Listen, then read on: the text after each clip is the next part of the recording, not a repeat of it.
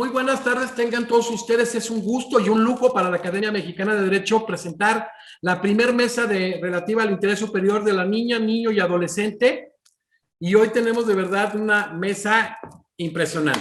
Nos acompaña primeramente Daniel Gallegos Herrera de Ecuador, quien es el secretario técnico jurisdiccional de la Corte Constitucional de Ecuador, licenciado y abogado por PUSEC, especialista en Derecho Constitucional, máster en Derecho por la Universidad de Melbourne en Australia, candidato a doctor por la UASB, fue asesor jurídico de la Asamblea Constitucional de Ecuador, fue director nacional de Fomento y Control de Transparencia, secretario nacional de Administración Pública de Ecuador, fue asesor, coordinador de despacho, coordinador de selección y de sustanciación de la Secretaría Técnica Jurisdiccional de la Corte Constitucional del Ecuador, docente en la Facultad de Jurisprudencia de la PUSE y docente de los módulos de posgrado en varias universidades del Ecuador. Muchísimas gracias, Daniel, por acompañarnos.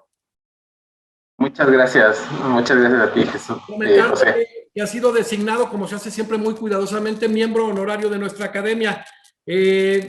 Álvaro Burgos Barrera de Costa Rica, ministro de la Sala de Casación Penal y Penal Juvenil de la Corte Suprema de Costa Rica, ella es magistrado, ministro para México, ministro de Corte, en la Facultad de Derecho de la Universidad de Cádiz e Instituto Andaluz Interuniversitario de Criminología, en las universidades de Cádiz, de Málaga, de Huelva y de Sevilla, de España, un número de doctor en Derecho con especialidad en Derecho Penal, maestría en Derecho por la Universidad para la Cooperación Nacional con especialidad en Criminología, es coordinador de la Comisión de Justicia Penal Juvenil del Poder Judicial, pues el nuevo miembro honorario de la Academia Mexicana de Derecho, un gran académico, un gran amigo. Bienvenido a la mesa, Álvaro. Muchas gracias, Jesús, y un placer estar con vos y con todas las compañeras y compañeros de esta mesa que, como bien decías, es una mesa de lujo para mí, un honor representar tanto a la Corte Suprema de Justicia, a la Comisión Penal Juvenil y también la Facultad de Derecho de la Universidad de Costa Rica. Un verdadero honor. Un honor también para nosotros. Cecilia Bartolé de Argentina, directora de proyectos de extensión, conocer los derechos de los niños 1 y 2 en Argentina, especialista en magistratura judicial, cursó la maestría en estudios sociales y culturales con tesis presentada para su defensa de la construcción del sistema de protección integral de derechos de niñas, niños y adolescentes en la provincia de La Pampa, Argentina. Cursó el doctorado en Derecho con formación de posgrado en el Instituto Interamericano de Derechos Humanos, titular regulador de la asignatura de Derecho Internacional Público y Sistema Internacional de Derechos Humanos. Es también docente de posgrado en diversas universidades de Argentina en temas vinculados a sistemas internacionales de protección de derechos humanos de niñas, niños y adolescentes, investigadora categoría 3 de CONEAU y es nuevo miembro honorario de la Academia Mexicana de Derecho. Bienvenida a la mesa, Cecilia. Muchas gracias, Jesús. Es un honor estar acá en esta mesa con tan prestigiosos y prestigiosas juristas, así que agradezco muchísimo la invitación. Pues bueno, está con nosotros también Nel Patricia Gertrudis Greven Bobadilla, de Chile, fiscal judicial de la Corte de Apelaciones de Antofagasta en Chile. Estudió Derecho en la Facultad de Ciencias Jurídicas y Sociales de la Universidad de Chile, obtención del título de abogado otorgado por Excelentísima Corte Suprema de Chile. Magíster en Derecho con mención en Derecho de Infancia, Adolescencia y Familia por la Universidad Diego Portales. Magíster en Derecho Internacional de Derechos Humanos por la Universidad Diego Portales en Chile. Fue jueza titular del Juzgado de Familia de Pudahuel en Chile y es nuevo miembro honorario de la Academia Mexicana de Derecho. Un gusto, un privilegio tenerte aquí, Patricia. Muchas gracias por la invitación y es un honor para mí estar junto a ustedes esta tarde. Está cerrando la mesa, pues un verdadero jurista también de cepa, mi querido amigo Arturo Pulmón de Uruguay, académico de número, fundador de la Academia Nacional de Derecho del Uruguay, ex catedrático, profesor titular efectivo por concurso de Derecho Civil 1 y 2 de Obligaciones y Derecho 3 de Contratos de la Facultad de Derecho de la Universidad de la República en el Uruguay, académico correspondiente de la Academia Nacional de Derecho y Ciencias Sociales de Córdoba en Argentina, cursó doctorado en la Pontificia Universidad Católica de Argentina, conferencista internacional y ya desde hace mucho tiempo miembro honorario de la Academia Mexicana de Derecho. Arturo, bienvenido a la mesa. Bueno, muchísimas gracias. Haré todo lo posible por merecer el elogio de la presentación y estar a la altura de los compañeros de mesa, de los cuales seguramente voy a aprender mucho de lo que me falta respecto de esta materia tan comprometida, tan interesante y tan relevante para los sistemas jurídicos. Así que les agradezco y desde ya les pido disculpas por no estar efectivamente a la altura de las exigencias y de los cumplimientos que los restantes integrantes de la mesa tienen. Muchas gracias. No, totalmente, incluso con algunos problemas de garganta y aquí en la mesa. Muchísimas gracias, Arturo. Pues Daniel, iniciamos con todo este desarrollo de un tema tan importante que, bueno, Cecilia ha estado mucho en el desarrollo del sistema interamericano en derecho de doble fuente, la tutela judicial efectiva, pues ha sido y es claramente de un análisis presente en todos nuestros países y con criterios jurisprudenciales de gran trascendencia. ¿Cuál ha sido el desarrollo histórico, Daniel, del reconocimiento normativo del principio del interés superior de niñas, niños y adolescentes en tu país, en el Ecuador? Muchas gracias por la pregunta.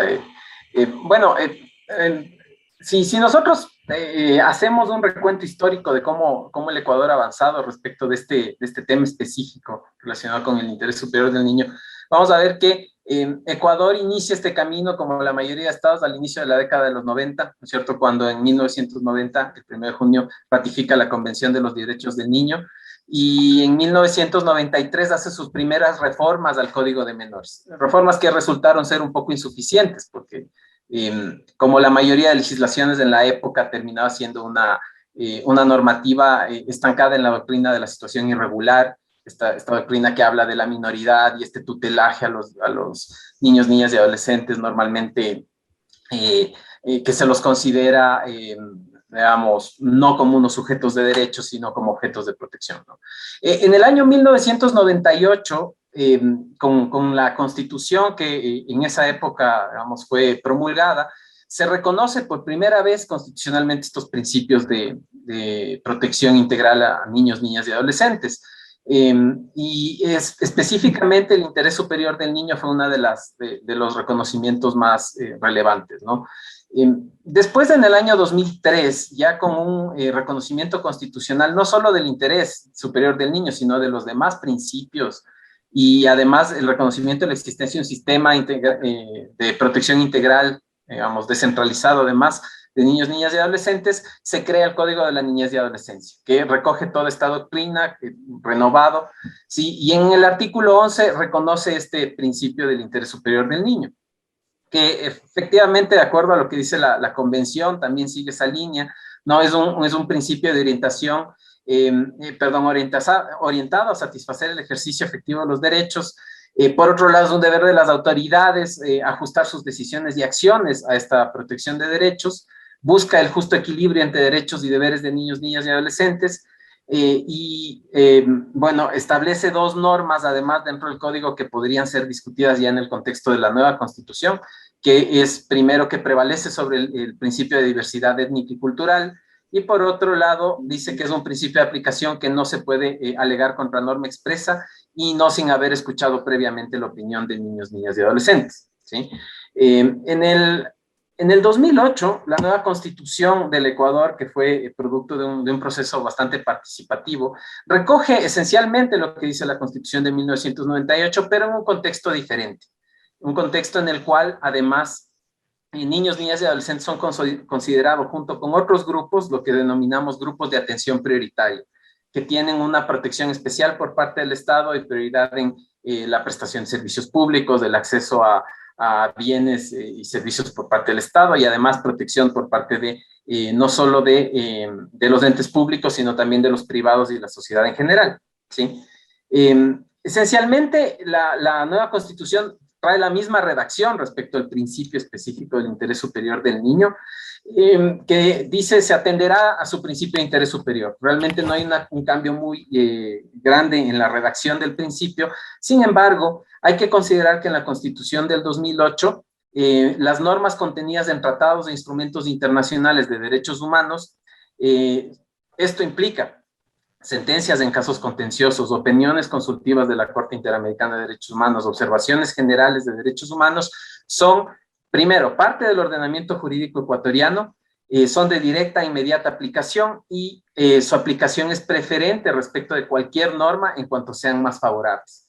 Entonces, en ese contexto, el interés superior del niño tiene que ser leído a la luz de todas estas fuentes de derecho que amplía bastante las posibilidades de aplicar como derecho interno, por ejemplo, las observaciones generales del Comité de Derechos del Niño, como la Observación General 14, o las opiniones consultivas de la Corte, en relación específicamente a niños, niñas y adolescentes.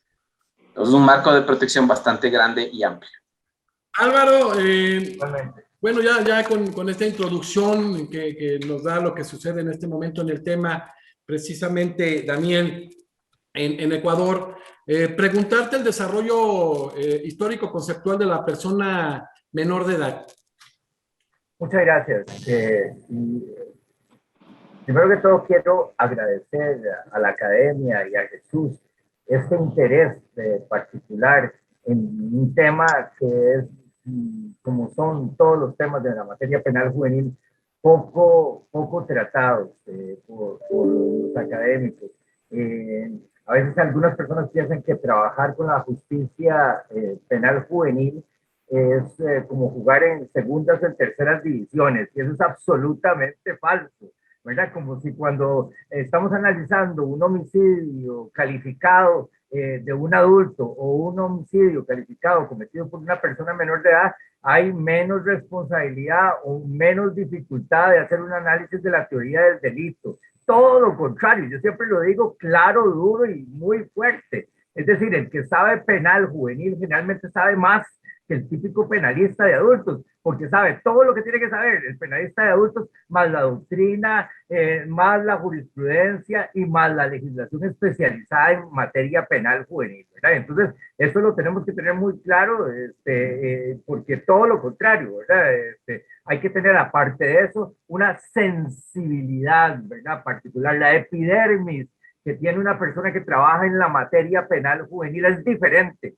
Como dice la canción de Alejandro Sanz, no es lo mismo ni es igual, ¿verdad? Y entonces trabajamos con una materia totalmente disímil. Y resulta que en el desarrollo del concepto propiamente del interés superior de la persona menor de edad, nosotros nos enfrentamos a un ser humano que tenía una capitis diminutio, como decían los romanos, es decir, era asimilable a una cosa, a un objeto casi que era asumido por el ciudadano, que era el ser adulto que tenía ciertos derechos. Bueno, eso en el desarrollo de la humanidad va cambiando y producto de ello el Estado va asumiendo entonces ciertas responsabilidades para, entre comillas, determinar qué es el interés superior de la persona menor de edad. Pero resulta que en ese afán del interés de la persona superior menor de edad, a veces se han conculcado, se han pisoteado, se han de alguna forma desvalorizado y tratado de una forma negativa el uso de los derechos que le confieren a la persona menor de edad por el solo hecho de ser una persona menor de edad. Esto ha tenido, digamos, un desarrollo desde Europa hasta el resto, y en América Latina nosotros no nos hemos visto exentos. Un desarrollo que ha, digamos, hecho una mezcla muy directa entre el derecho penal propiamente juvenil y el derecho tutelar o un derecho más asistencial de familia. De esto, afortunadamente en Costa Rica, tengo que decir, hace 25 años, este año estamos cumpliendo ya un cuarto de siglo, ¿verdad? Mucha agua ha pasado debajo de ese río. Somos uno de los países que tiene una legislación especializada en materia penal juvenil de más antigüedad. 25 años cumplimos este año de tener una ley específica de la materia penal juvenil y 15 años de tener incluso una ley especializada en materia de ejecución de las sanciones penales juveniles que ya se la desearan en adultos en Costa Rica y en muchos otros lados, porque no existe simplemente en materia de adultos. Entonces, ese esfuerzo de digamos, cambiar la metamorfosis de, como yo digo en un artículo mío, la transformación de la oruga a la mariposa, ¿verdad? Y no es que seamos una mariposa extendida, y mucho menos una águila, ¿verdad? Como el águila del símbolo mexicano, pero sí que hemos evolucionado mucho en esa percepción de la garantía y el respeto de las personas menores de edad, sobre todo cuando tienen ese perfil de imputados de cara a la Convención Internacional sobre los Derechos del Niño, adoptada por Naciones Unidas desde 1989, y que todos hemos tenido la tarea de efectivizarlos en nuestras legislaciones nacionales, ya les digo, en Costa Rica desde hace 25 años. Muchísimas gracias, Álvaro. Nos acompaña precisamente Andrea de la prensa de la Corte Suprema de Costa Rica. Le damos también la bienvenida. Cecilia, ¿qué nos puede referir en relación a los avances determinados por la Observación General 14 del Comité de los Derechos del Niño? Bueno, primero que nada, el interés superior, digamos, no es un concepto nuevo, sino que lo que ha evolucionado son los parámetros interpretativos de este concepto que han hecho que se perfeccionara, y esto se lo debe mucho justamente a la Observación General número 14 del año 2013 del Comité Internacional de los Derechos del Niño.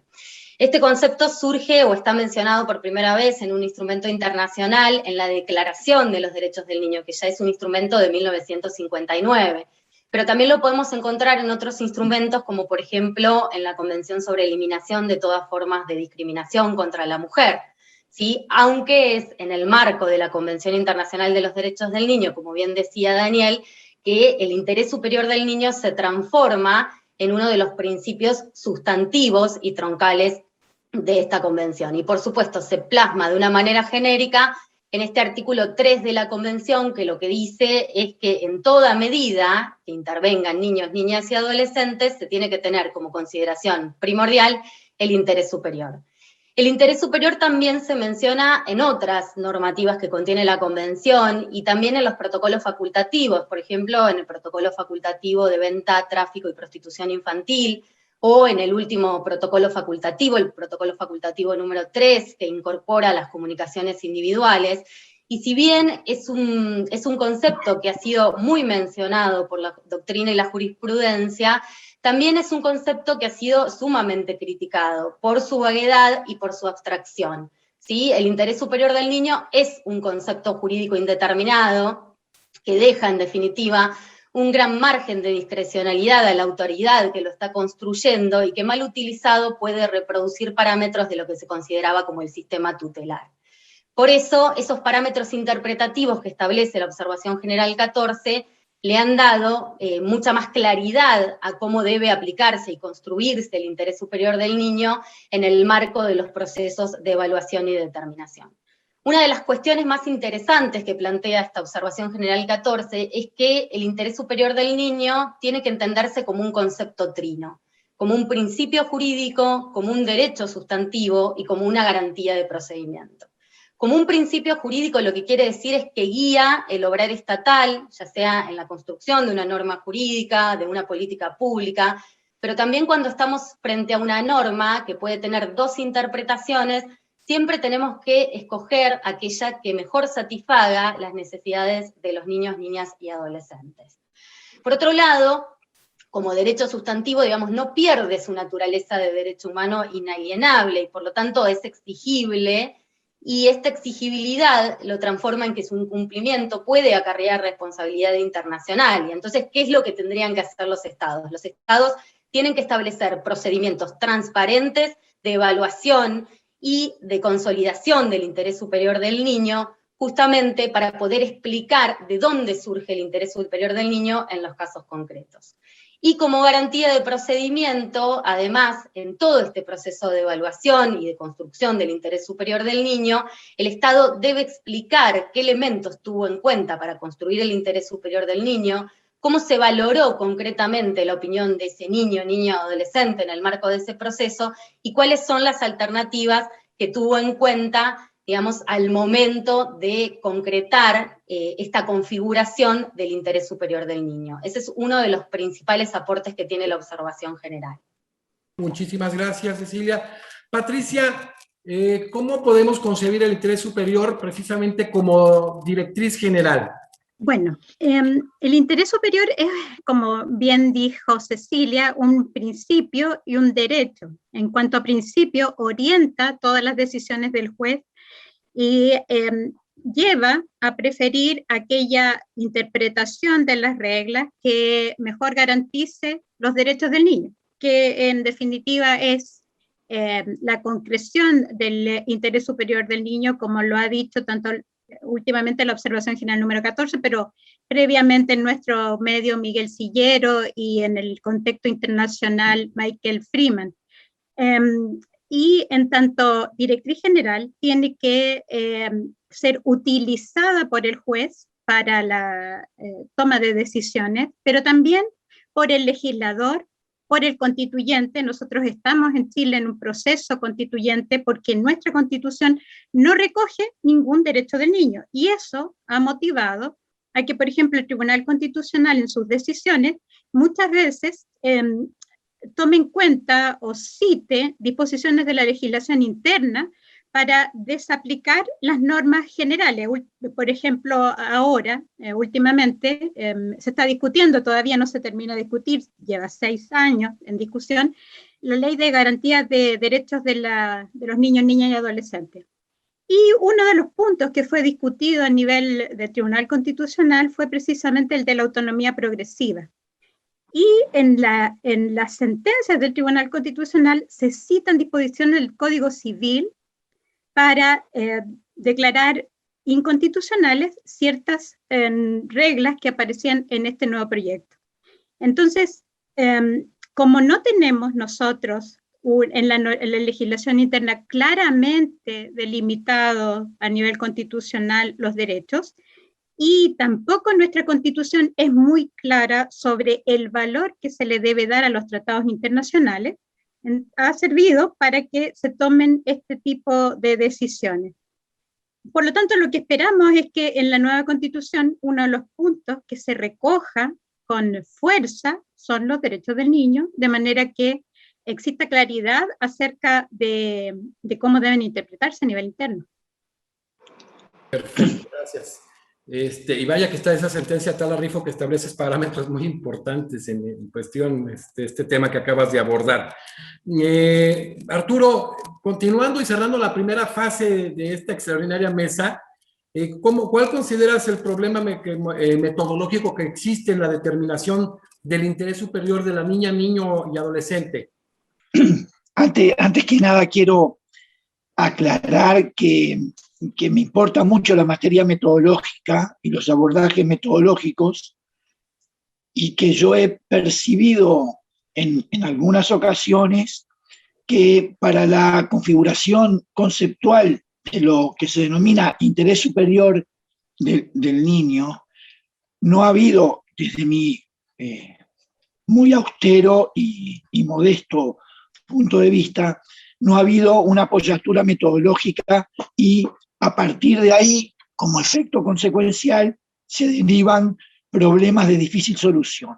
Yo creo que para contestar ese punto que Jesús me está formulando, tenemos que recordar, porque acá es una mesa de juristas, que hay posibilidad de dos vertientes de abordaje metodológico respecto a una determinada materia sobre la cual uno ocupa su análisis crítico, ¿no? En definitiva, mucho más allá de la bienvenida preocupación protectoria respecto de niños y adolescentes, también debemos recordar y reafirmar que estamos en territorios científicos, y que por lo tanto también el territorio y su calidad científica obran de garantía para precisamente lograr ese afán protectorio de amparo de quienes se consideran vulnerables.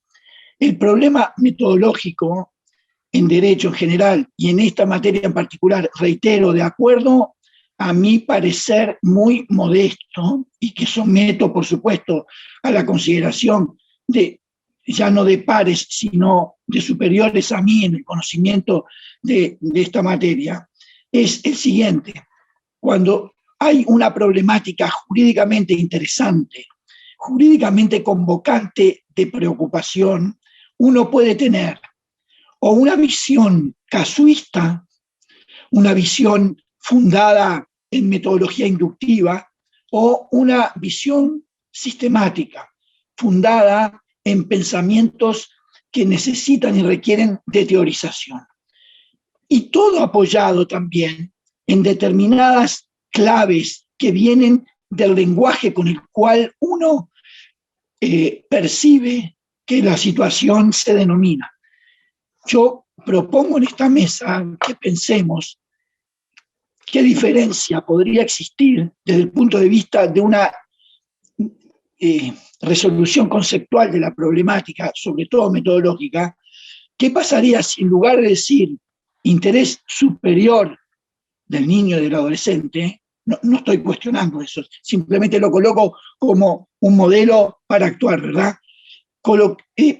Nos dirigiéramos eliminando la palabra superior y solo interés del niño y del adolescente. Perdón, estoy proponiendo modelos de discernimiento, ¿no? Bien. Ahora, cuando uno inserta la variable superior, hay algo que no he visto, pero seguramente se debe a mis carencias, no he visto ningún énfasis sobre qué significa superior. Superior es un vocablo que convoca una comparación. Uno, cuando habla de superior, se instala en un estado de situación en el que hay que cotejar algo que es superior a otra cosa que consecuentemente es inferior. Cuando uno califica y predica de superior el interés en materia jurídica, necesariamente tiene que dirigirse a la conceptualización que abarque el verdadero significado, esto es, entre el signo y el significado, semánticamente hablando, ¿qué significa superior? Entonces ahí hay un problema metodológico, porque no se está determinando respecto de qué es superior ese interés. Y el problema metodológico deriva en un casuismo. ¿Por qué? Porque va a dirigirse la atención del decisor de turno, o del doctrinario de turno, o del docente de turno, o del abogado de turno, a tratar de ver en el caso concreto si el interés del cual está dotado ese adolescente o ese niño es superior al de otro sujeto, al de otra situación, o en general al de alguna otra entidad. Entonces, casi imperceptiblemente, desde el punto de vista metodológico, se va a tender a elaborar para el caso concreto una solución. Ahora, esa solución para el caso concreto tiene la propensión, así advierto yo, pero reitero, me puedo equivocar, a considerarse, método inductivo de por medio, como un enunciado general para aplicarse a otro caso, que no necesariamente es igual. Con lo cual ocurre algo que ya Karl Popper lo había denunciado, dice que todos los cisnes que yo haya visto sean de un color, no significa que todos los cisnes sean de ese color. Y por lo tanto, al problema metodológico en su primera etapa hay que sumarle una segunda etapa. ¿No será que el casuismo está generando un efecto contraproducente respecto de la determinación precisa, conceptual precisa, que en materia jurídica es aguardable respecto de lo que es interés superior?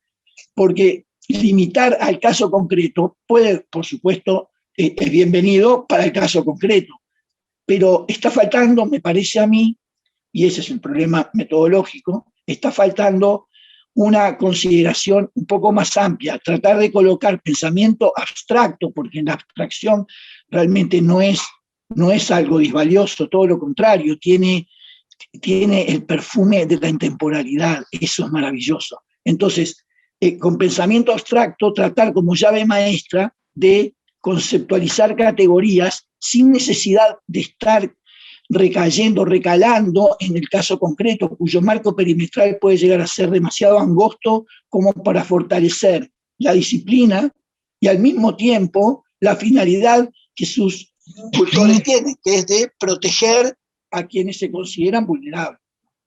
Excelente, Arturo, muchísimas gracias. Daniel, ¿cuáles son los antecedentes jurisprudenciales de la configuración del principio superior de niñas, niños y adolescentes? Bueno, respecto a este tema, y habiendo escuchado primero las introducciones de todos los demás panelistas, me parece que es interesante. Primero que mucho de lo que teóricamente voy a hablar, digamos, ya está dicho y eso es bueno, pero en cambio también hay muchos retos respecto a las cosas que se van diciendo, ¿no? Y creo que vamos a ver que efectivamente lo que pasa en la Corte Constitucional del Ecuador es algo que probablemente se esté reproduciendo y tal vez por algunas de las fallas identificadas, creo que sobre todo por Cecilia y Arturo. Primero voy a comenzar a hablar respecto al tema de la Corte Constitucional. La Corte Constitucional del Ecuador, para darle un poco de contexto, es el máximo organismo de justicia constitucional, de acuerdo a nuestra Constitución, y además de interpretación de la Constitución y de control constitucional. En derecho comparado terminaría siendo una de las cortes con más atribuciones. La verdad, tiene atribuciones de todo tipo, hace control abstracto de constitucionalidad, de actos normativos, actos administrativos con efectos generales, omisiones normativas, hace control concreto por pedido de los jueces en consultas, controla la actividad jurisdiccional por medio de la acción extraordinaria de protección y además dicta jurisprudencia vinculante en casos de garantías jurisdiccionales, que en nuestro caso son, digamos, podríamos hablar de al menos 5 garantías que son las que podríamos identificar: acción de protección, que es equivalente al amparo, la tutela, habeas corpus, habeas data, acceso a la información pública y medidas cautelares. Y en ese sentido ha dictado mucha jurisprudencia y mucha jurisprudencia respecto del interés superior del niño en varios contextos. Yo me voy a quedar específicamente en dos casos que me parecen interesantes para ilustrar qué es lo que la Corte trabajó en sus primeras conformaciones. Estoy hablando desde el 2008 hasta el 2018, que los jueces fueron cesados. Bueno, es otra historia que nos tomaría mucho tiempo en contar. Pero la cosa es que aquí hay dos casos que me parecen interesantes, y el uno fue el tema de la tabla de pensiones alimenticias mínimas. En ocasión de una reforma que se dio en el 2009, la Corte Constitucional les llegaron varias consultas, de hecho más de 200 consultas de los jueces de niñez y adolescencia respecto de la aplicación de una tabla de pensiones alimenticias mínimas que establecía pensiones de acuerdo al nivel de ingreso del alimentante. Bueno, es una sentencia que habla de algunos principios, habla de interés superior del niño, trato prioritario, igualdad y no discriminación, y varios cargos que fueron intentados en contra de la tabla. En esa época, esto estamos hablando del año 2013, la Corte acogió los criterios establecidos en la opinión consultiva 17 del 2002 para referirse a cuáles son las implicaciones del principio de interés superior del niño, y dijo que es una condición necesaria para determinar la constitucionalidad de cualquier medida que se refiera a niños, niñas y adolescentes. Es decir, a la final estableció este principio como una consideración a tomar siempre en cuenta cuando existan estos derechos involucrados. Por otro lado, dice que es un elemento a considerar siempre que se haga un análisis de proporcionalidad de las medidas a adoptar en el contexto de casos en los cuales estén involucrados niños, niñas y adolescentes. Y por otro lado, ya en el caso concreto, se refirió específicamente a por qué la tabla calculaba la pensión alimenticia con base en el ingreso y sin la posibilidad de que se hagan deducciones previas.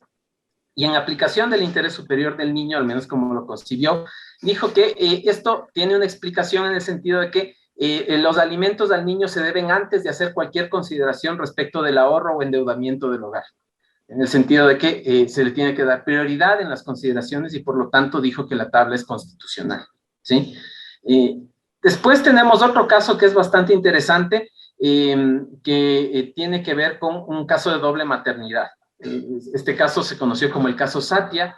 Es un caso en el cual una pareja lesbiana del Reino Unido tuvieron una hija por métodos de procreación asistida, fueron al registro civil a inscribirla y en el registro civil se negaron. Entonces, la Corte Constitucional desarrolló y en este caso el interés superior del niño en el contexto de, por ejemplo, cuáles son los límites a la aplicación del interés superior del niño, sobre todo en los estándares de Atala Rifo versus Chile, efectivamente diciendo que el interés superior del niño, que era lo que el registro civil estaba alegando como su razón para impedir la inscripción, no podía ser utilizado para discriminar. Y después utilizó, en cambio, el interés superior del niño como principio de aplicación de varios derechos, como el derecho de la niña, por un lado, a su identidad, a reconocerse como hija de las dos madres que en efecto habían, digamos, la cuidaban, su derecho a la nacionalidad, porque de hecho al negársele la inscripción se le estaba negando la nacionalidad ecuatoriana, a pesar de que el Ecuador reconoce el ius solis, y también el tema de que digamos, el derecho al cuidado por parte de sus madres. Entonces, de hecho, reconoció la doble maternidad en ese caso. Esos son dos casos. Tal vez, si me queda un poco de tiempo, les hablo sobre el tema de planificación familiar, una estrategia de planificación familiar en la cual el Estado hablaba respecto de información y educación sexual a niños, niñas y adolescentes. Y en ese caso habló del interés superior del niño como un límite para el derecho de los padres a decidir sobre la educación de sus hijos, cuando esto limita sus posibilidades de decidir libremente respecto de sus opciones sexuales y reproductivas. Sobre todo en el tema de adolescentes, ¿no? Esta fue una sentencia que de hecho fue bastante polémica, sobre todo por los grupos, digamos, más conservadores que consideraron que se estaba dando como demasiada libertad. Sin embargo, la Corte Constitucional en esa sentencia estableció que ese es un límite claro a la decisión de los padres respecto de no brindar información suficiente respecto de su vida sexual y reproductiva. Perfecto, muchas gracias, Daniel. Bueno, ya esta observación 14 del Comité de los Derechos del Niño y ahora el abordaje que se da de esta opinión consultiva, las 17, vinculada un poco en esta 18 también, con este tema de los principios, ¿no? Interés superior del menor, protección integral, el menor como titular de derechos y de especificidad en el tema de vulnerabilidad, y cómo se vincula todo esto, ¿no? Como hace la opinión consultiva 1 de 82, con todo el tema de tratados internacionales, el 19 de la Convención, el 16 del Protocolo Adicional de San Salvador, el 24 del Pacto Internacional de Derechos Civiles y Políticos, y toda esta gama de jurisprudencia de la Corte, en el Atala Rifo, en masacre de las 2 R's contra Guatemala, todo lo que se viene, el Instituto de Reeducación del Menor contra Paraguay, toda esta gama que se ha venido manejando a través de este sistema interamericano y el sistema universal, y vaya el desarrollo que están haciendo ustedes del tema, de verdad que, híjoles, qué un colectivo al final con las 4 mesas que vamos a generar. Álvaro, bueno, pues el principio del interés superior del menor desde la perspectiva que tú ya juvenil, ¿qué nos puedes decir? Como bien los compañeros han tocado, más allá de un asunto puramente metodológico y filosófico, de contenido etéreo, el principio como tal y la garantía del interés superior del niño, lo que no puede ser es simplemente un cajón vacío donde le metamos más o menos lo que queremos para justificar, ¿verdad? Como decía un sabio, un texto fuera de un contexto para afirmar un pretexto, ¿verdad? Entonces, no podemos dejar que simplemente sea un concepto manoseado, como tradicionalmente se ha hecho en el pasado. Ya, bueno, vos has hecho un recuento de el principio como tal, se suscribe desde muchísimos años antes, y el problema es que en lo efectivo, en lo material, en lo sustancial, se ha utilizado no siempre de la mejor manera, ¿verdad? Entonces, bajo la banderita esta de que estoy utilizando el interés superior de la persona menor de edad, entonces lo meto a una cárcel sin derecho, ¿verdad? Y antes les decíamos un centro tutelar, y ahí casi que usted le puede poner, si quiere, Disneylandia penitenciaria, ¿verdad? Pero al final, si es un lugar donde usted no se puede salir cuando usted quiere, eso es una cárcel, es un lugar de prisión que restringe sus derechos fundamentales. Y entonces, en materia penal juvenil, sí que también cobra un interés superior, ¿verdad? El tener muy claro que bajo la tesitura de la materia penal juvenil, las personas menores de edad tienen derechos, los mismos que los adultos, pero también aquellos que les son inherentes por ser una persona menor de edad. Y esto tiene que verse en 3 momentos, pero que todos son parte de uno mismo. En el momento de la investigación, en el momento, por supuesto, de tratar incluso con las medidas cautelares, que pueden ser obviamente privativas y no privativas de libertad, y sobre todo en el momento de la imposición de sanciones y finalmente a nivel de la ejecución de la sanción.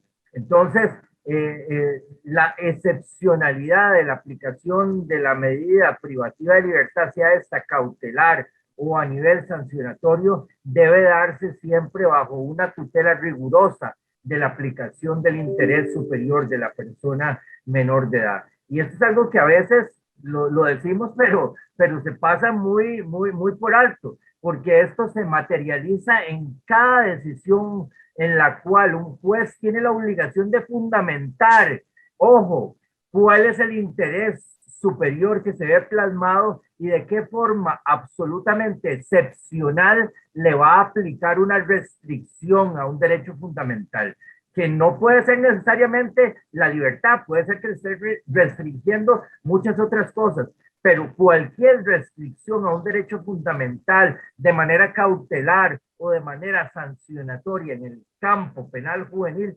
tiene que pasar por el tamiz de la excepcionalidad. Y esto, queridos amigos y amigas, tiene que ver con la materialización efectiva del interés superior de la persona menor de edad. Excelente, Álvaro. Cecilia, bueno, esta formación que tienes tú tanto en el sistema universal como en el interamericano nos va a permitir realizarte la segunda pregunta. ¿Cuáles son las líneas jurisprudenciales del sistema universal? Bueno, en realidad, dentro del sistema universal, lo que más se puede destacar es la observación general número 14, que establece, digamos, este proceso de aplicación que tiene el interés superior del niño en el caso concreto. Y este proceso de aplicación del interés superior del niño va a tener dos etapas. Una etapa que va a tener que ver con la evaluación, es decir, cuando se valoran los elementos que constituyen el interés superior y que han sido definidos por esta observación general número 14, y por el otro lado vamos a tener una etapa que va a ser más de la determinación del interés superior del niño, que tiene que ver ya con la aplicación de garantías procesales o las distintas garantías que se tienen que dar para concretar este interés superior. En esta etapa de evaluación, el Comité Internacional de los Derechos del Niño ha valorado algunos elementos que son esenciales para concretar o poder llevar adelante el proceso de evaluación, y el primer elemento que ha valorado es la opinión del niño, este juego entre el interés superior y el derecho del niño a ser escuchado, que está plasmado en el artículo 12 de la Convención Internacional de los Derechos del Niño, pensando también en un derecho que ha tenido una fuerte progresividad en términos de derechos humanos. Es decir, ya no se habla de un derecho del niño a ser escuchado, sino que se habla de un derecho mucho más profundo, que es el derecho a la participación. Y el derecho a la participación implica, digamos, un proceso de diálogo entre los niños, niñas y adolescentes y las adultas, que tiene que tener, digamos, una base que se basa justamente en este derecho del niño a ser escuchado. Otro de los elementos que tiene la evaluación es la identidad del niño, esto de dejar de pensar que los niños, niñas y adolescentes son un grupo homogéneo. Los niños, niñas y adolescentes se encuentran atravesados por múltiples diversidades que tienen que ser tenidas en cuenta al momento de evaluar el interés superior.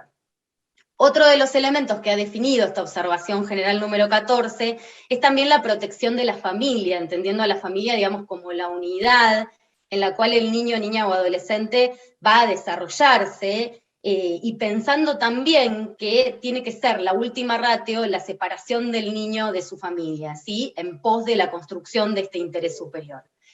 Otro de los elementos que figuran en esta observación general tiene que ver con el cuidado y la protección, es decir, esto que hace al bienestar de los niños, pensando también en que los niños, niñas y adolescentes tienen un derecho a vivir sus vidas libres de violencia, y violencia, digamos, en un sentido amplio de la palabra. Y también, dentro de los elementos de evaluación, se tienen que tener en cuenta las interseccionalidades, que este es un concepto que, si bien ha trabajado muy bien la jurisprudencia del sistema interamericano, es un concepto que también surge en la observación general 14, más bien como mención a las situaciones de vulnerabilidad, es decir, poder detectar aquellas situaciones de vulnerabilidad particular que se sumen a la situación específica de la edad, que es una base, digamos, de situación de vulnerabilidad, y que puedan poner al niño, niña o adolescente en una mayor situación de indefensión. Por último, el comité ha agregado dos elementos más. Uno es el derecho a la salud. El derecho a la salud, que está contenido en el artículo 24 de la Convención Internacional de los Derechos del Niño, y que es un parámetro esencial al momento de trabajar con alguna situación en la cual hay que definir intervenciones de tipo médico o tratamientos hacia un niño, niña o adolescente. Y el último parámetro o elemento de evaluación que sugiere el comité tiene que ver con la educación, con este derecho, digamos, tan importante que atraviesa también las infancias, que está contenido también en el artículo 28 y 29 de la Convención Internacional de los Derechos del Niño, pensando en la educación no solamente como la educación formal, sino también en aquella educación que tiene que ver con los contextos fuera de lo educativo. Entonces, todos estos parámetros tienen que analizarse en el marco de las circunstancias concretas que atraviesan un caso cuando uno o una va a evaluar el interés superior. Qué interesante, ¿no? Este tema de la interseccionalidad, ya manejado por el tema, por el caso Hacienda Brasil contra Brasil, ¿no? Cuando se habla de esta discriminación estructural, y que han hecho el abordaje todos, en el caso concreto de Cecilia y Daniel, cómo vincularon, por ejemplo, con el tema de la nacionalidad del 20 de la misma convención y con algunos temas como la educación y la salud, en el caso de Cecilia. Qué importante es todo este tema vinculante. Híjoles, se va emocionando uno cuando ve el desarrollo de la mesa y vas viendo todas estas grandes visiones. Patricia, bueno, ya nos hablaste un poco del interés superior del niño, niña y adolescente como directriz general. Ahora, en cuanto a la implementación en la aplicación de medidas de protección por vulneración del derecho, ¿cómo lo visualizas? Bueno, en primer lugar, quisiera hacer una observación respecto a la semántica. La verdad es que la versión en castellano, español de la convención habla de interés superior, pero la versión en inglés dice mejor interés, dice best interest of the child. Entonces, cuando uno lo ve desde la perspectiva más global, se da cuenta que no es tanto en contraposición al derecho de otro, sino que a lo mejor para el niño. La convención lo que hizo fue transformar al niño en un sujeto de derechos, que ya venía desde la Declaración de los Derechos del Niño. Sin embargo, esto no ha sido fácil de implementar en la práctica porque el sistema tutelar está muy arraigado tanto en los operadores del derecho como en la judicatura. Y eso ha significado que, como decía el magistrado Burgos, todavía sigamos adoptando medidas como si fueran bienes, en lugar de verlos como males menores. No hemos salido, por lo menos no en Chile, y por lo que se lee en el informe temático del derecho del niño a la familia, que sacó en 2018 el Comité de Derechos, la Comisión Interamericana de Derechos Humanos, es algo que atraviesa las Américas, en el sentido que todos seguimos adoptando medidas excesivas, especialmente en relación a la internación. Y se olvidan que existe otro tipo de medidas, especialmente las preventivas. Y porque se olvida también que las medidas de separación del niño, como señalaba Cecilia, es una cuestión de última ratio. Entonces uno debe adoptar todas las medidas para que el niño permanezca dentro del seno de su familia, especialmente cuando la familia tiene vulnerabilidades especiales, por ejemplo, personas con discapacidad o padecen pobreza. Ahí la ayuda del Estado debe ser reforzada, y solo en el caso que la familia efectivamente no pueda hacerse cargo o que el niño por sus características requiera de la internación, se adopte esta medida. Sin embargo, la primera medida que adoptan en muchos jueces es pasar por la internación y después averiguar la situación. Entonces, ponemos, como dicen en el campo chileno, la carreta delante de los bueyes. Y eso ha significado una sobreinternación de niños con todas las consecuencias negativas que eso trae para el niño. ¿Por qué? Porque al internar al niño se conculca su interés superior, ya que se conculcan una serie de derechos. Y si consideramos, y el primero es la libertad, como decía el magistrado Burgos, porque cuando el niño no puede salir de un lugar por su propia voluntad, estamos, en el fondo, privándolo de su libertad. Y eso no es solamente en el caso de la infracción de ley, sino que también sucede en el caso de la protección especial. Y por lo tanto, nosotros cuando vamos a internar a un niño porque tiene un problema y porque su familia no se pudo hacer cargo y el Estado no pudo ayudar a esa familia, no tenemos que verlo como que lo estamos ayudando, sino que lo estamos privando de su libertad porque hay razones de peso para ello. Y ahí se tiene que justificar muy bien el interés superior. Si no, vamos a caer en violación de derechos humanos. Muchísimas gracias, Patricia. No deja de ser muy importante ver también el aspecto metodológico y en este sentido, Arturo, continuando, ¿qué dificultades técnicas presenta el denominado interés superior del niño, niña y adolescente, pero ya visualizado como categoría jurídica? Desde mi perspectiva, la gran dificultad es la imposibilidad de generar una categoría abarcativa en sí misma de la propia conceptualización del interés superior del niño y del adolescente. Eso conlleva una propensión marginal y no marginal a generar contenidos diversos de acuerdo a la visualización subjetiva de la persona que se encarga o que está convocada para decidir un problema respecto de esa situación. Cuando metodológicamente se parte de una indefinición absoluta porque no hay una precisión conceptual respecto de lo que es, aprovecho un poco para tomar esa muy buena anotación que hizo la colega Griven sobre que en el texto originario dice mejor interés y no superior, y eso parece una nimiedad, pero no lo es. Una cosa es el mejor interés y otra cosa es el interés superior.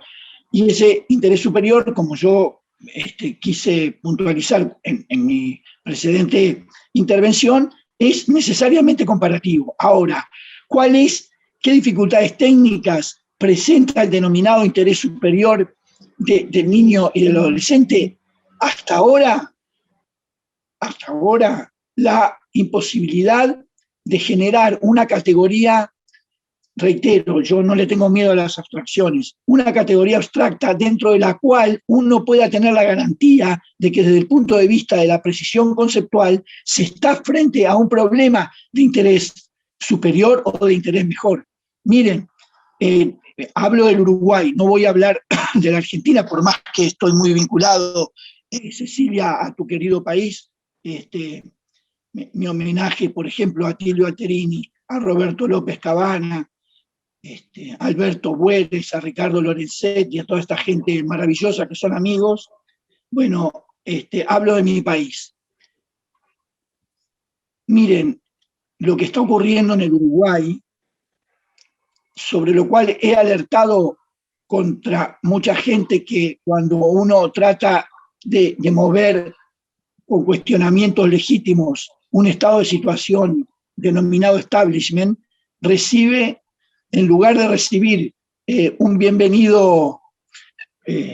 bienvenida recepción, lo que recibe, no, porque vieron cómo está la cosa en muchos países, que el otro escucha para revertir y no para comprender. Miren, lo que está ocurriendo en el Uruguay es una propensión marginal y no marginal a la pretorianización del derecho continental. O una de dos, o estamos en un sistema continental o permitimos que criterios subjetivos decisorios, tan subjetivos como relativos y tan relativos como subjetivos, se elijan como pautas de conducta imperativamente impuestas a aquellos que se consideran vulnerables. La libertad ante todo y la dignidad de la vida que está garantizada por la libertad. Entonces, en un caso, esto se llama el principio de incrustación del que hablaba Gregorio Pérez Barba en España, un error subjetivo, una postura subjetiva de un decisor tan respetable como la contraria, se instala como vestida de sentencia, se instala como una norma jurídica a la cual, individuada, pero norma jurídica al fin, a la cual recurren otros, porque la jurisprudencia, estoy hablando de Uruguay, reitero, muchas veces se funda en lo que dice otro tribunal, e incluso se han fundado decisiones sobre el interés del niño y del adolescente, diciendo, ya ha sostenido este juzgado, como si el fundamento era lo que ellos mismos sostuvieron, con lo cual termina siendo un efecto consecuencial derivado de una imprecisión metodológica, porque no existe en realidad la posibilidad de consistencia en aquellas decisiones que son tomadas sobre la base de criterios subjetivos, que son tan legítimos, pero tan relativos como los contrarios. Entonces hay una especie, yo no quiero referirme a la astronomía, pero ustedes saben que hay agujeros negros, ¿verdad? Entonces hay territorios, dominios, sensibles áreas en las que la indefinición campea, y eso no es bueno. Más allá del voluntarismo maravilloso de muchos jueces y juezas en el Uruguay sobre todo, que se han puesto en realidad el poncho como corresponde y tratan, pero tratan de una protección que termina en los angostos límites del propio caso y no puede extenderse como un enunciado de validez general. Eso no es fácil, pero tampoco porque no sea fácil lo vamos a dejar de señalar.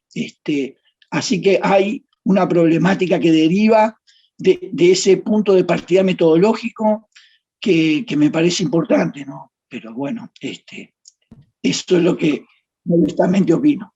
Muchísimas gracias, Arturo. Bueno, en tu cierre, Daniel, ¿qué criterios relevantes ha desarrollado la actual conformación de la Corte Constitucional? Ya avanzaste algo en el caso de la Corte Constitucional de Ecuador, en relación con la aplicación del principio del interés superior de niñas, niños y adolescentes, y en qué contextos específicos, Daniel. Bueno, primero comenzar que, claro, yo tal vez estoy ahora exponiendo ejemplos de pretorianización que va a ser como complicado, pero claro, trabajando en una corte más o menos lo que nos corresponde hacer y justamente lo que voy a hacer en esta última sección es hablar ya de casos en los cuales la actual conformación de la corte ha utilizado el interés superior del niño como herramienta para la resolución de estos casos y de algún modo para el establecimiento de reglas jurisprudenciales, digamos, derivadas de estos casos, ¿no?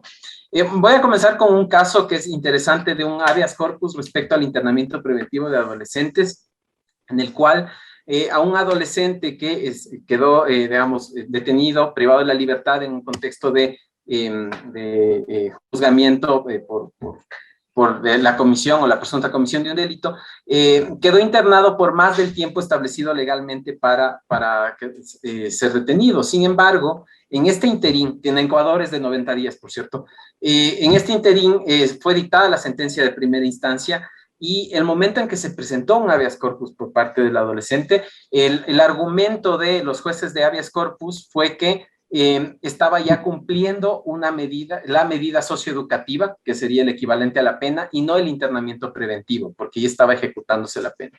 Entonces, en este caso, claro, la Corte dijo que existieron vulneraciones tanto por parte digamos, de los jueces que estaban conociendo el caso penal como del juez de habeas corpus, dado que no consideraron el impacto especial que tiene la privación de la libertad en el procedimiento, digamos, la privación de la libertad en el niño, niña o adolescente como un sujeto que requiere especial protección en relación con los adultos y que el internamiento prolongado termina haciendo que se vuelva inidónea la medida de privación de libertad, ¿no? Y por otro lado, también habló respecto de la duración del procedimiento y habló respecto del impacto que esto puede tener en los adolescentes y en su desarrollo integral. Y por lo tanto, vamos, además de utilizar el interés superior del niño para analizar el derecho a la presunción de inocencia, la Corte Constitucional dijo que esta detención resultaba, además de ilegal, arbitraria, ¿sí? En el siguiente caso, que es un caso yo creo que es bastante interesante y qué bueno que haya salido el tema de la interseccionalidad, porque es un caso yo creo que es bastante doloroso, justamente tiene que ver y también con la utilización del interés superior del niño como un mecanismo para revivir paradigmas tutelares. Es un caso de acogimiento institucional y el planteamiento de un habeas corpus para los niños que estaban, digamos, a quienes se les había llevado a esta institución de acogimiento, en un contexto en el cual la madre era una jefa de hogar de 5 hijos en situación de extrema pobreza, ¿no? Esta sentencia, la Corte utiliza tanto la categoría de exclusión social como la de interés superior del niño, para analizar esta situación de una mujer víctima de violencia, en que una de sus hijas había sido sometida a posibles abusos, incluso por parte de una expareja de la señora, y el momento en que la madre hace la denuncia ante las autoridades penales, tanto el sistema penal, digamos, no da la protección, como los organismos del sistema descentralizado de protección de niñez y adolescencia, utilizan la situación de pobreza de la madre como la razón para quitarle a los niños y llevarle al acogimiento institucional. Después se dan situaciones de maltrato dentro del acogimiento institucional y la madre, con el apoyo de la Defensoría Pública, presenta una acción de habeas corpus. Entonces, esta acción de habeas corpus es negada y el juez de habeas corpus dice, el tema es que estos niños no están siendo privados de la libertad, están siendo protegidos. Y utiliza el interés superior del niño como un mecanismo, como les digo, de revivir este paradigma tutelar. Y después de que fueron reinsertados los niños, se demostró que ellos vivían con miedo de todas las autoridades, de la policía, les rehuían a los psicólogos, tenían hasta recelo de presentarse a la corte por el prejuicio que tenían respecto de los jueces. Entonces, claro, la corte consideró todo esto para utilizar el interés superior del niño de forma transversal y hablar de varios temas, comenzando por el tema del allanamiento.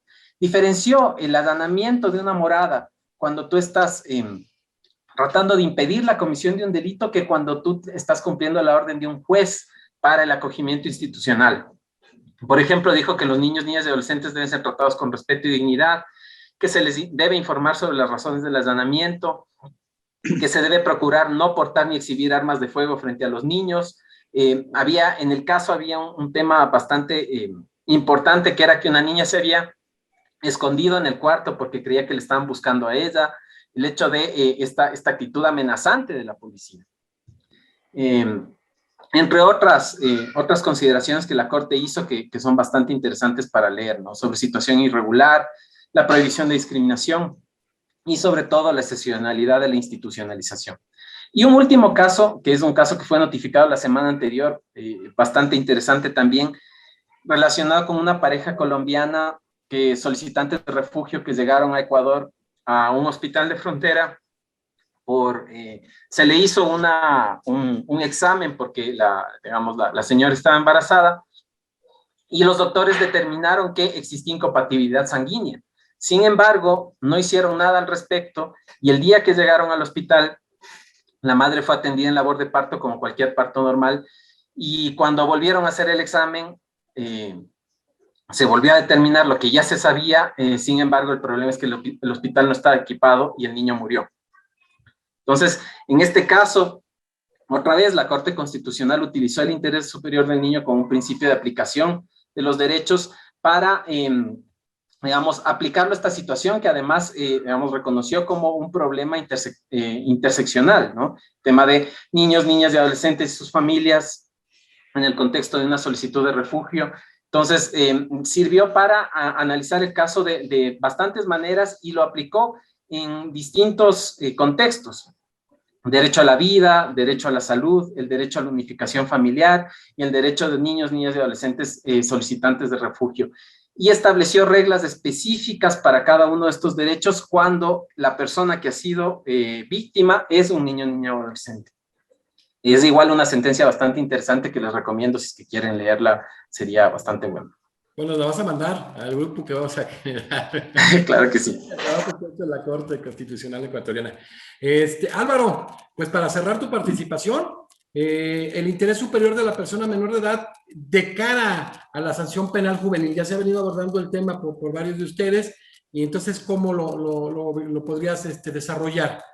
Muchas gracias, Jesús, y de antemano agradecer este precioso rato que hemos tenido de conversación, que a uno se le hace chiquitito, y bueno, decir una vez más que desde mi perspectiva, el interés superior de la persona menor de edad no puede ser simplemente un cliché o un eslogan, ¿verdad?, que utilizamos y manoseamos de una u otra forma, sino tiene que efectivizarse y materializarse en buenas formas de aplicación en cada caso. Y sobre todo en el campo penal juvenil, creo que tenemos mucho, pero absolutamente mucho que andar. Ya no digo de muchos países donde todavía se mezcla lo tutelar y lo penal juvenil hasta el día de hoy, pero también en muchos otros, incluyendo a mi país, que tenemos 25 años de justicia especializada, pero todavía hay muchas cosas en las cuales podemos mejorar. El cómo establecer en el aquí y ahora qué va a pasar cuando le impones una sanción a una persona menor de edad y resulta que la persona quiere tener visita íntima, por ejemplo, y la otra persona que quiere que lo visite es un adulto. ¿Qué pasa cuando es una persona menor de edad? Son situaciones que todavía no están muy claras. Y si lo pongo más crudo todavía, ¿qué pasa si se trata de personas de la comunidad LGTB, ¿verdad? Entonces, ¿cómo hacemos para que estas personas tengan su derecho y independientemente que lo interpretemos como el interés superior o the best interest of the child, o decir, lo mejor o el superior, ¿qué hacemos en esos casos concretos? Es todavía un paradigma que tenemos que resolver. ¿Qué hacemos en situaciones como las que hemos vivido actualmente en pandemia, ¿verdad? Cuando tenemos que enfrentarnos a situaciones donde tenemos que aislar a algunos chicos. ¿Qué pasa cuando estas personas privadas de libertad, no todos tienen derecho, el mismo derecho al acceso a la educación, a la salud, etcétera, privados de libertad? Sigue siendo también un reto enorme de la aplicación en concreto del interés superior de la persona menor de edad. Entonces, yo creo que un principio como este, desde hace décadas y casi siglos, venimos hablando de una forma u otra, unos con un nombre, otros con otro, que se ha plasmado en normativa internacional muchas veces y nacional también, y que la tenemos en nuestros códigos y que hemos firmado convenciones tan importantes como la Convención Internacional sobre los Derechos del Niño, sigue siendo un principio totalmente indefenso, etéreo y casi que anulado en muchos casos si no le damos un contenido material y real a la hora de tratar con las sanciones y las medidas cautelares y de la forma más efectiva en situaciones como las que acabo de decir. Muchas gracias de nuevo, Jesús, por esta oportunidad. Muchísimas gracias, excelente mesa.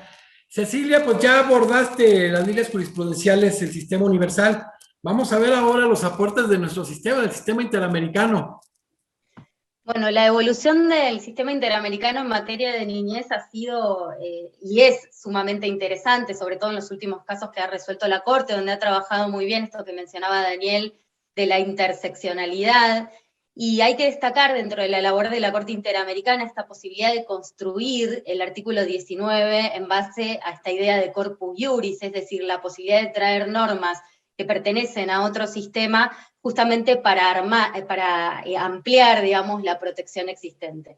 Si bien esta línea jurisprudencial es sumamente extensa y empieza con el caso Niños de la Calle, yo creo que hay que destacar como elaboración en materia de interés superior, uno de los casos creo que es el más importante que ha trabajado la Corte en materia de interés superior, es el caso Atala Rifo y Niñas contra Chile, que justo tengo a mi colega chilena aquí a la derecha, porque es donde la Corte Interamericana justamente le dice al Estado chileno cómo debe hacer el análisis de construcción del interés superior, y también lo vincula con este otro derecho que nosotros mencionamos recién y que tiene una vital importancia en materia de construcción del interés superior, que es el derecho del niño a ser escuchado. Pero entiendo también que la Corte ha profundizado esta línea de niñez a partir de los casos que ha resuelto a partir del año 2015, fundamentalmente comenzando con el caso González Llull del año 2015, donde empieza a trabajar fuertemente esta línea de interseccionalidad, y sobre todo también es interesante destacar uno de los últimos casos que ha hecho la Corte Interamericana en materia de niñez, que es Guzmán Albarracín, que es un caso que también trabaja profundamente la línea de interseccionalidad, pero además incluye las cuestiones vinculadas a situaciones de género. Toda la línea de evolución jurisprudencial del sistema interamericano en materia del artículo 19 es una construcción sumamente interesante que también aporta parámetros interpretativos para poder definir, digamos, cómo se concreta el interés superior en los casos particulares. Muchísimas gracias, Cecilia. Patricia, para cerrar tu participación, tú ya hablaste de la aplicación de las medidas de protección por vulneración de derechos. Podemos concebir si es un problema, si no lo es actualmente en Chile, el cumplimiento de estas medidas. La verdad es que no lo digo yo, lo dijo el Comité de Derechos del Niño el año 2018 y en la Comisión Interamericana de Derechos Humanos cuando dio la medida cautelar por el Centro Playa Ancha. Prácticamente dijo el Comité de Derechos del Niño en el año 2018, porque se constituyeron in loco, que violábamos casi toda la convención, desde el artículo 2 en adelante, y entre ellos el interés superior.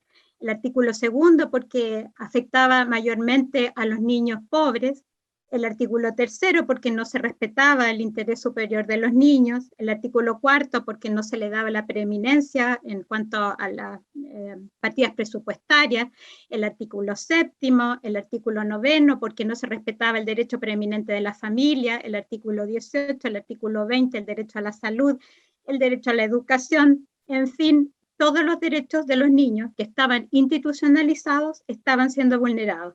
Y una de las razones era porque sigue primando en Chile una visión tutelar, y a pesar de que con la dictación de la Ley de Tribunales de Familia se pretendía salir de esa visión y también con la aprobación y la ratificación de la Convención sobre los Derechos del Niño, la verdad es que seguimos teniendo una impronta tutelar, entre muchas otras cosas. Y una de las recomendaciones es precisamente que la prevención fundamentalmente pase por un sistema administrativo y salga de lo judicial y solamente algunos casos más graves lleguen a la judicialización. Hay una excesiva judicialización en Chile. Sin embargo, si nosotros vemos la experiencia comparada, vemos que, por ejemplo, en Europa, en KIT contra Finlandia, que ya es antiguo, pero de todas maneras sigue siendo vigente, el sistema administrativo, si no respeta las garantías tanto de los padres como de los niños, también puede llegar a ser vulneratorio. Entonces, hay que todo en la justa medida y que todos respetemos las garantías y los derechos, aprender lo que significa realmente los derechos y cuándo están siendo vulnerados.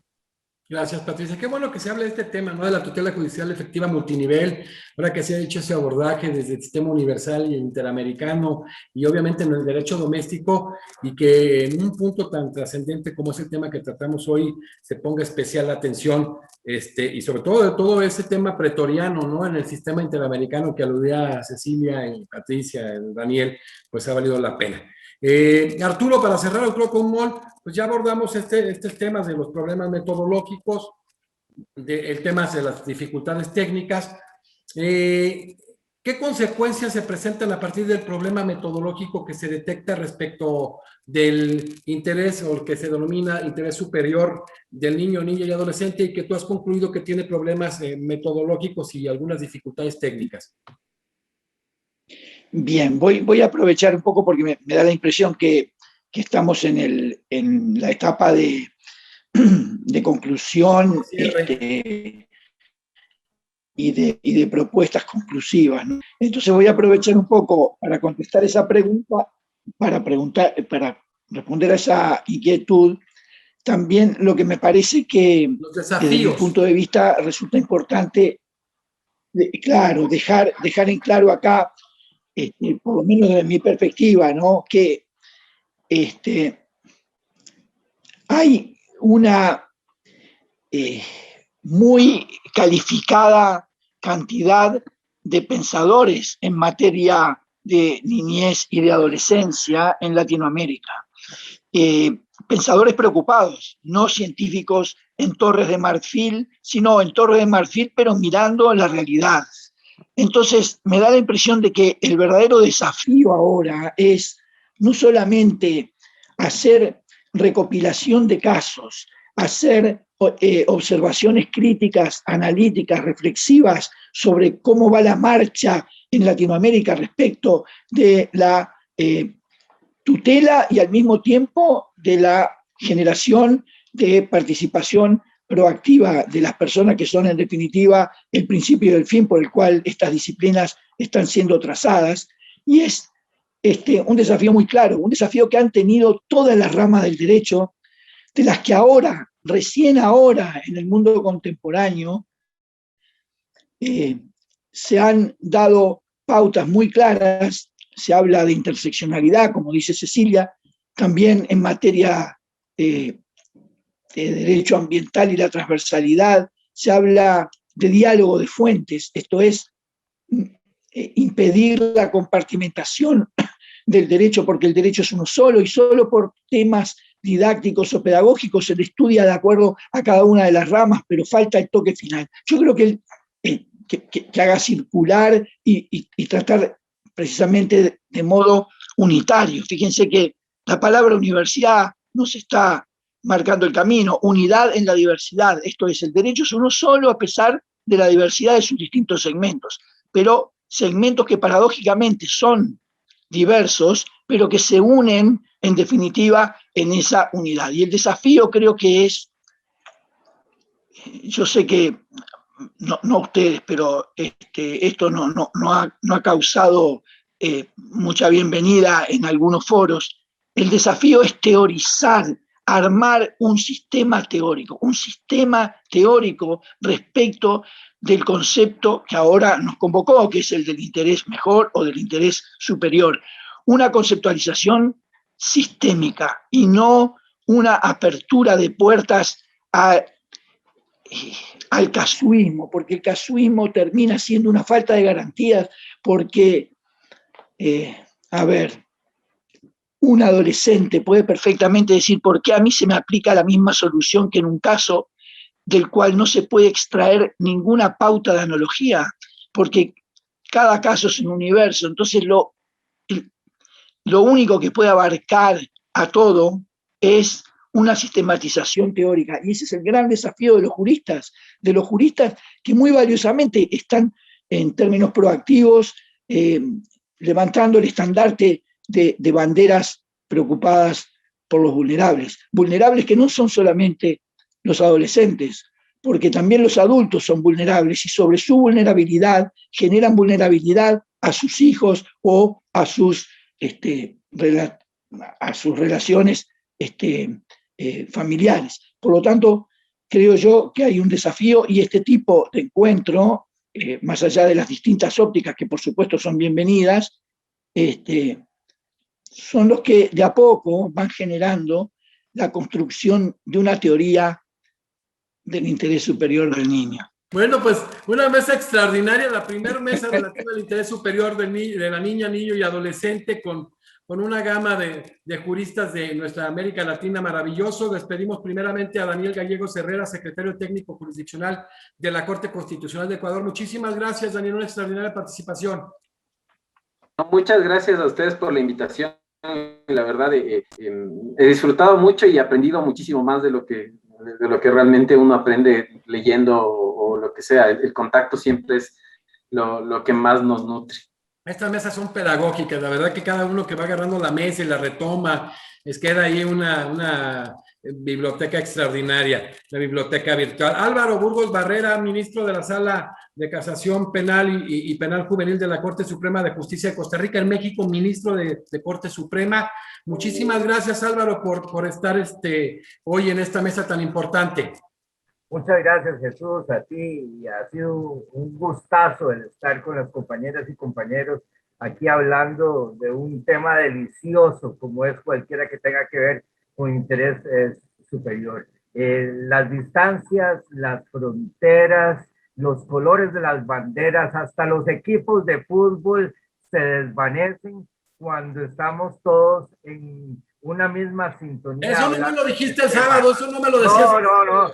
Y todavía nos falta seguir jugando, pero bueno, lo importante, más allá de cualquier otra limitación que tengamos y que a veces algunas se imponen externamente, porque como bien decía Jesús, luego los jugadores en la cancha se quieren y son amigos y la gente se está matando afuera de una forma totalmente estúpida, ¿verdad? Pero creo que yo estoy muy agradecido por esta invitación, Jesús. Es un honor el estar compartiendo también con tu academia como miembro honorario y en representación, por supuesto, del Poder Judicial de Costa Rica y de la Academia de la Universidad y de la Facultad de Derecho de la Universidad de Costa Rica. Un abrazo para todos desde Costa Rica. Un abrazo, que me toca estar por allá seguido en Costa Rica, también en la universidad. Gracias, Álvaro. Bueno, también ahora despedimos una participación extraordinaria de Álvaro, a Cecilia Bertolé, directora de proyectos de extensión Conocer los Niños, los derechos de la niñez 1 y 2 en Argentina, especialista en magistratura judicial. Muchísimas gracias, extraordinaria también participación, Cecilia, y bienvenida como miembro honorario de la Academia. Bueno, muchísimas gracias, Jesús, y les agradezco a todas las personas que han participado. La verdad ha sido un honor y un placer poder escucharlas y escucharlos a todos. Y considero, igual que Daniel, que esto nos ha enriquecido a todos en el intercambio, ¿no? Es interesante también repensar cómo se construyen los derechos de niñeces y adolescencias en diferentes lugares y en diferentes países del continente americano. Muchísimas gracias, Cecilia. También nos toca agradecer la participación de Nel Patricia Gertrudis Greven Bobadilla, fiscal judicial de la Corte de Apelaciones de Antofagasta en Chile. Muchísimas gracias, Patricia. También una destacada participación, una mesa muy rica. Muchas gracias, Jesús, y a todos los compañeros. Ha sido muy enriquecedor y saco muchas experiencias y espero la sentencia de la Corte Constitucional de Ecuador. Con mucho... Oye, Patricia, y qué bueno que no hablamos de fútbol, porque a México, a Costa Rica y a Chile nos está pasando factura ese cambio generacional, ¿no? En fútbol, así es que mejor no le movamos mucho. Bueno, cerramos con un excelente jurista, gran académico, una gran participación de Arturo Caumón, académico de número, fundador de la Academia Nacional de Derecho del Uruguay. Muchísimas gracias, Arturo, de nueva cuenta por estar en la academia de la cual eres miembro honorario desde hace mucho tiempo. Bueno, el agradecido soy yo realmente, porque como se dijo anteriormente, yo he recibido más de lo que he dado. Así que estoy realmente honrado de haber sido considerado afectiva y académicamente para integrar esta mesa con tan ilustres e insignes cultores de un derecho preocupado, de un derecho realmente preocupado por los vulnerables. Así que un saludo desde Uruguay, específicamente de Montevideo, con el maravilloso viento del Río de la Plata en la cara, con todo el corazón, ¿de acuerdo? Así que muchas gracias y nos estaremos reencontrando cuando la presencialidad así lo permita. Así Oye, Arturo, con que no sea el viento que nos tocó en el Paraná, con eso me doy. No, remontamos el Paraná, ¿qué va? Maravilloso. Ya ni me quiero acordar que me da frío. Bueno, pues despedimos esta primer mesa del interés superior de la niña, el niño y adolescente con la participación de Argentina, de Chile, de Ecuador, de Uruguay y de Costa Rica, hermanos que de alguna manera al ver este tema en cómo se ha desarrollado en cada uno de nuestros países y vendrá desarrollándose en el grueso de América Latina, en toda América Latina, pues obtendremos cosas muy importantes. Va a ser iberoamericano también con la participación de España. Muchísimas gracias y nos vemos en la siguiente mesa.